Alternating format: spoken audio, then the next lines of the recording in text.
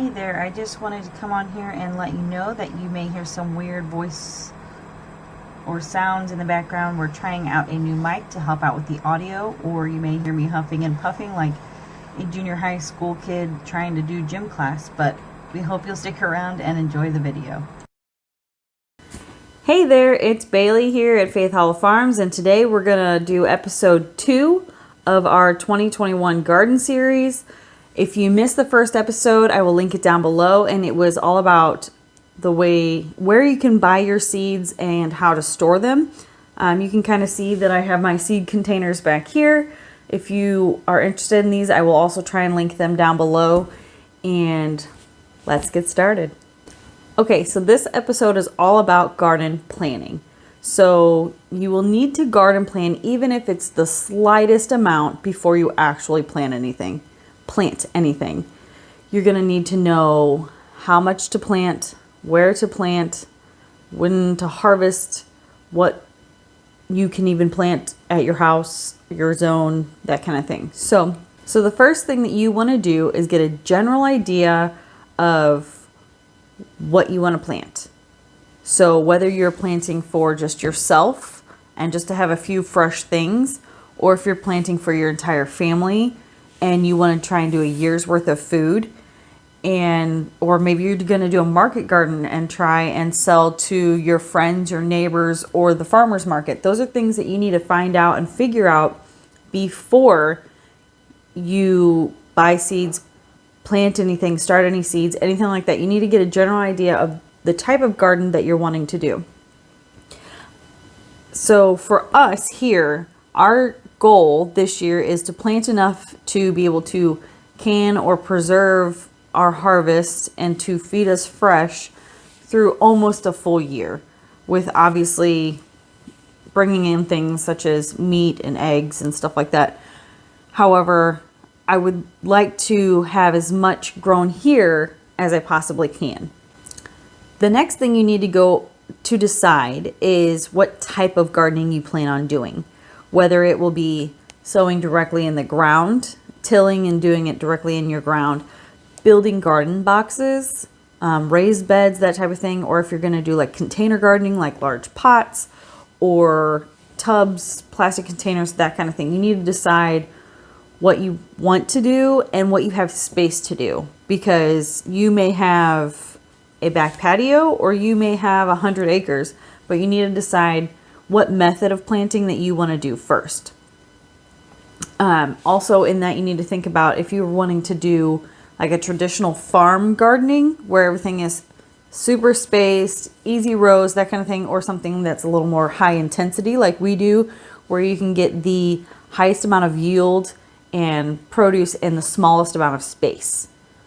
You also need to think about where you're planting, where in relation to your home is your garden space. So you need to know where the full sun is. You need to know where your shade, your partial shade, take into account your water source.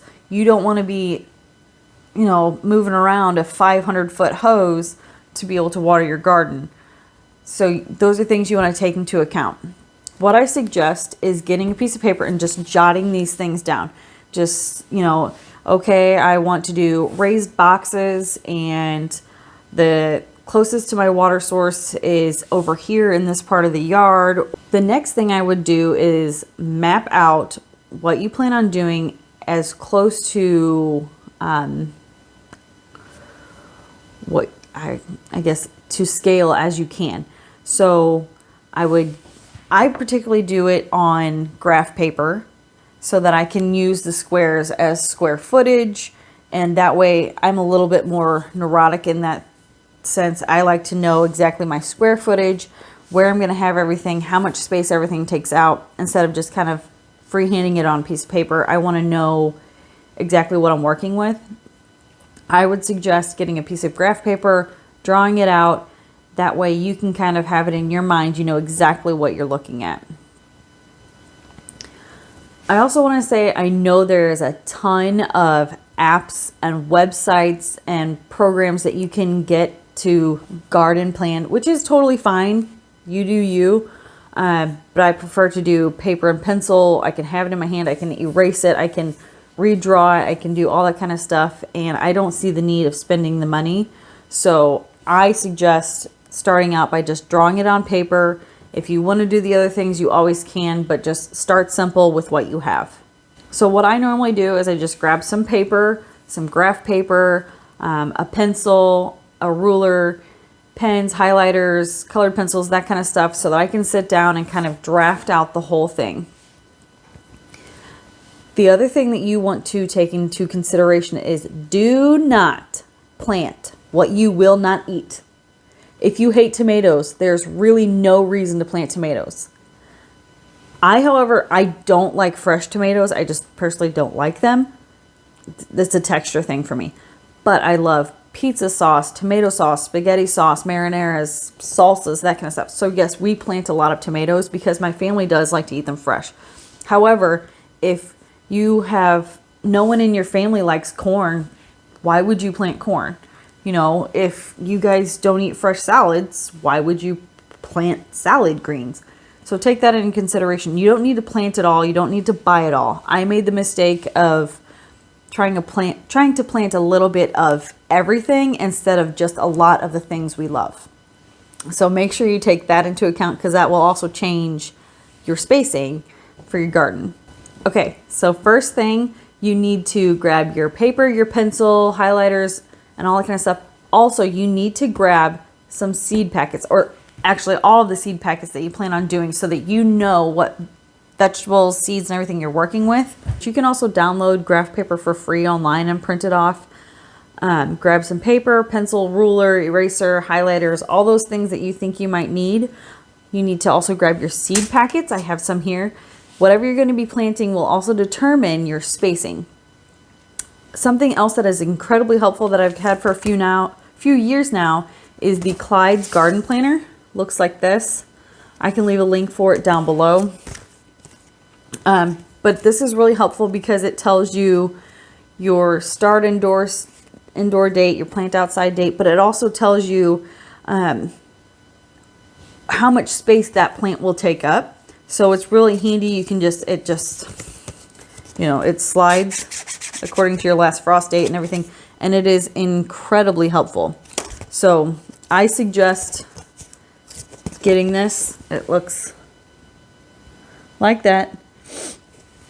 But I'll leave a link for it down below. It's been incredibly helpful for us, so that's one thing you might want to have on hand. Okay, so first you want to start by drawing out your garden. I actually did our drawing beforehand, but now that our plans have kind of changed in the last week according to some of the other projects we have. So our garden's going to go in a little bit different direction. We had planned on doing all raised boxes this year, but we're going to actually continue with what we had been doing and just till and direct sow into our actual soil here. But you want to start by drawing. How I have it here is I drew the perimeter of my garden, so I knew exactly how big my space was. And then in this drawing, which has changed, I drew in my garden boxes and how I wanted to do them. I have a fairly large garden space compared to some. Ours is about, I think it's like a 65 by 70 area that is fenced in. And we're also going to try and utilize some more space around the homestead this year. We might plant a little bit behind the house where we found that it has more sun during the day. Also, some things that we planted that were full sun actually needed shade. So we're going to move those to other parts of the homestead where we can actually either put container garden or even just a large planting box or a large container, something, and grow in different parts of the yard. But as far as this, so first thing you want to do is draw your perimeter. That way you know how big your garden space is. When you're drawing your garden space, you need to also take into account the fences or any kind of obstructions you have in your way, gates, and your water source, where it's going to come from.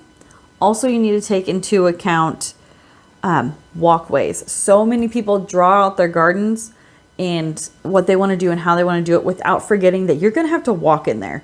So whether it's going to be just walking and grabbing things by hand, or if you're going to be taking, say, a side-by-side in between your rows, or a wheelbarrow, or if you're going to till in between your rows to keep the weeds at bay, that's something you need to take into account. For me, I personally like to have 4-foot walkways because that gives enough room for you to walk in between the rows, or to give space to sit there and harvest the stuff, or if I want to, for some reason, mow in between there or weed it in between there, depending on what you need to do, take into account your walkways. So here is our first garden plan for the year. And here I drew the boxes, and then all the shaded area is my walkways. So I can determine exactly how big it is and where I want to plant things. The next thing I did was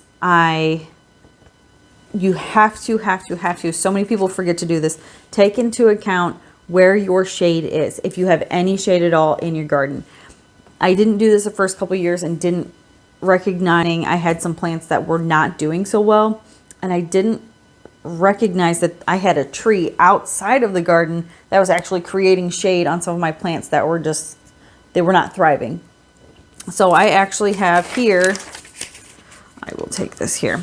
We have a large maple tree, and I didn't take into account because I thought, okay, it's not in the garden, it doesn't matter. But it does matter. Your house will shade your garden, or say a greenhouse or a shed or anything like that, trees.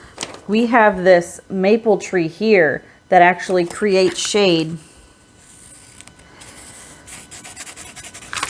on about that section, about early evening to the end of the night, that will shade here, that I did not take into account. So you need to do that, take that into account, so you can plant your vegetables that need a little break from the sun, or needs, say, early morning shade or midday shade, something like that.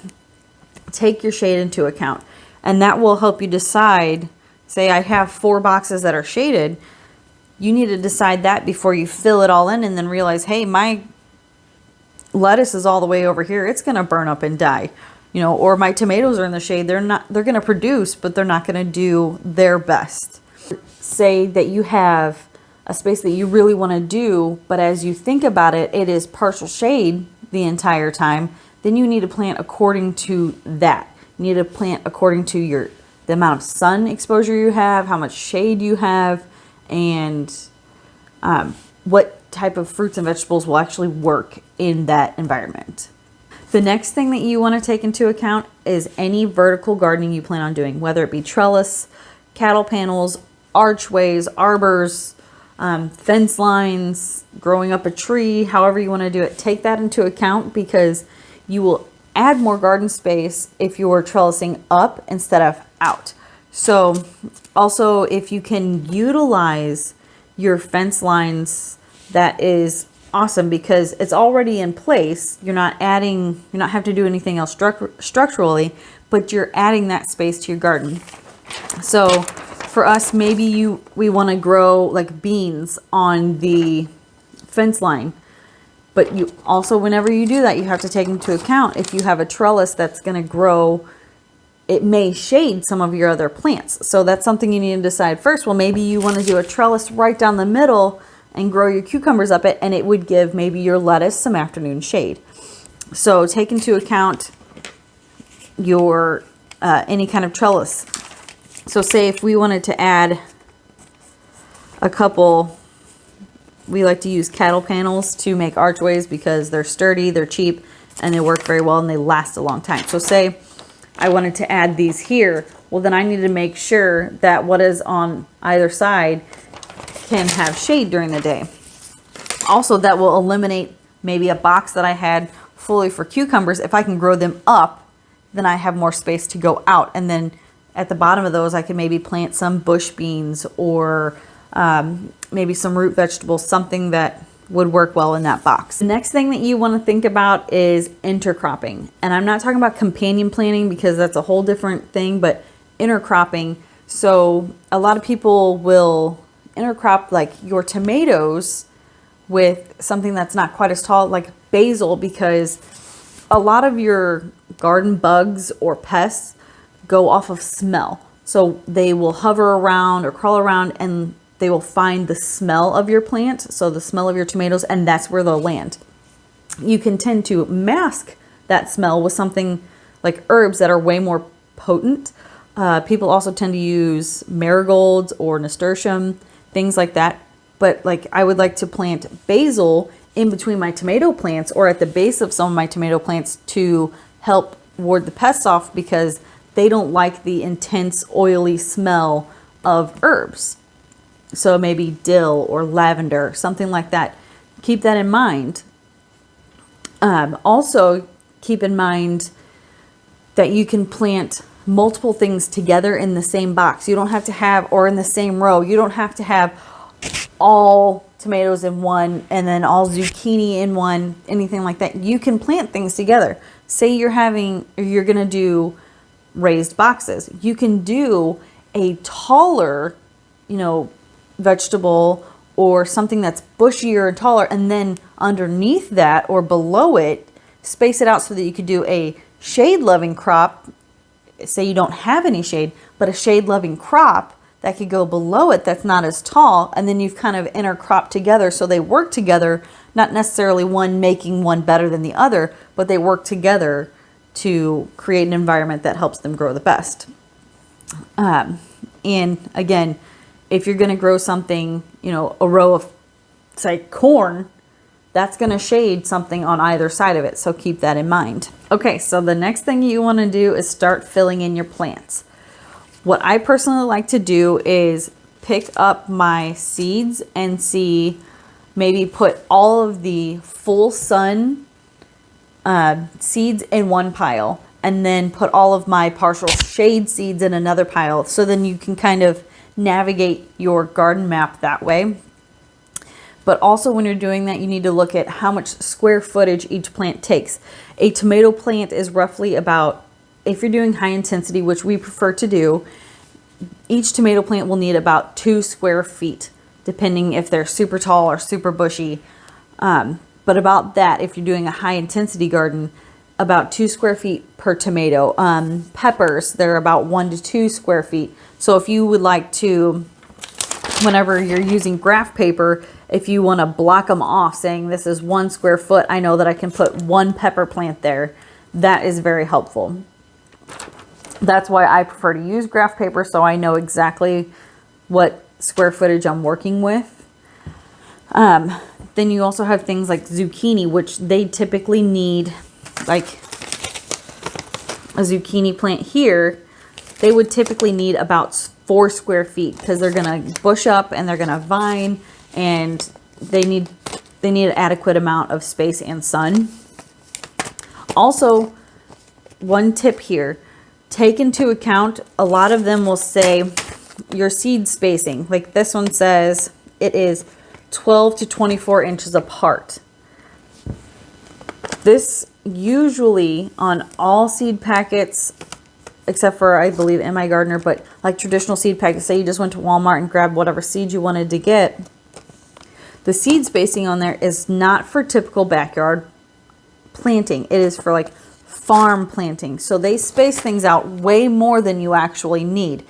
And that spacing it's plant to plant. So 24 inches from this seed to this seed, not 24 inches all around. It's just from seed to seed. So we typically cut that number in half. But again, with something like zucchini, squash, that kind of thing, you need about 4 square feet. Take that into account, because you cannot put 20 zucchini plants in a garden box that you may be able to get 20 pepper plants. That will also, whenever you're determining about how much you want to plant for your family or for you or for the market, that's another thing you need to decide, because that will determine how many plants you can put in a specific area. And then you have other things like carrots. Carrots, they obviously are a root vegetable because you pull it out of the ground and eat what's in the ground. So a root vegetable, you do not want to plant with something that you might disturb the roots of that is still a bushing plant or a fruiting plant. whenever you're continuously ripping up the carrots. Just like radishes, like these radishes, they are an 18-day radish. So every 18 days, I'm going to be pulling them out and then reseeding. So I don't want to put something in that garden box or in that row that I might disturb its roots if I'm constantly reharvesting and replanting that. Another thing to take into consideration if you plan on planting herbs in your garden or flowers, say you want to add some cut flowers or something like that, their adequate spacing, their adequate sunlight, and some things should not be free ranged, I guess, like chives. Chives will take over everywhere. They'll just go nuts. So make sure that you are planting something like chives in a container where it is contained. So, I mean, there's other things like basil or lavender that will get big and bushy, but don't necessarily take up more space. They don't wander as much. So just an idea here on my list here, I wrote down what I want to plant and then what my goal plant is. So for short, like for my cherry tomatoes, I wrote down my goal is to have 10 plants going strong in my garden. So I will probably start 20 starts inside. Not everything will take, and you'll know that within so many days or weeks, and then you can pull that out and replant. So take that into account. If you write your list first, then you'll know, okay, I want to be able to plant these 10 cherry tomato plants. I need to have X amount of square footage for just these cherry tomato plants. One thing you can also do is I got on Excel and I created a little graph sheet for myself with knowing that a typical piece of graph paper you get in like a notebook or anything, usually I think has somewhere between 30 and 34 squares and then like 40 squares. Well, my garden is larger than that, and I wanted to have 1 square per square foot just to make it easier on myself. So I got on Excel and created a spreadsheet of graph paper that was I think a 72 by 72 to give myself space, and then it's got extra space on the side so that I can draw out my garden here and then have like a legend over here with what everything means. Like 1 empty square means a square foot. But you can also do something like this. It's free, it's easy, it's not a huge deal. I recommend, for me, it works well for me, and I know a lot of other people do it, is draw it out. You're probably going to have to draw it more than one time. You're going to need an eraser because you're going to realize that you put something in the wrong spot, or you didn't give enough space for something, or you allotted way too much space for something else, or that you may go outside and say, oh, this is sunny right now. Well, the winter sun is not the same as the summer sun. Also take into account that the shade, say your shed over there, your garden shed, doesn't cast a shadow whenever you're out there sometimes, but it will cast a shadow in the middle of summer. Things that I suggest walking around now and kind of get an idea of what's going on, and really pay close attention to that. Maybe take your clipboard outside with you and then say go out there at the middle of the day, 3, 4 o'clock, and then look at your plan and shade it in. You know, this is where this tree is shading this, or, you know, our garage shades this half.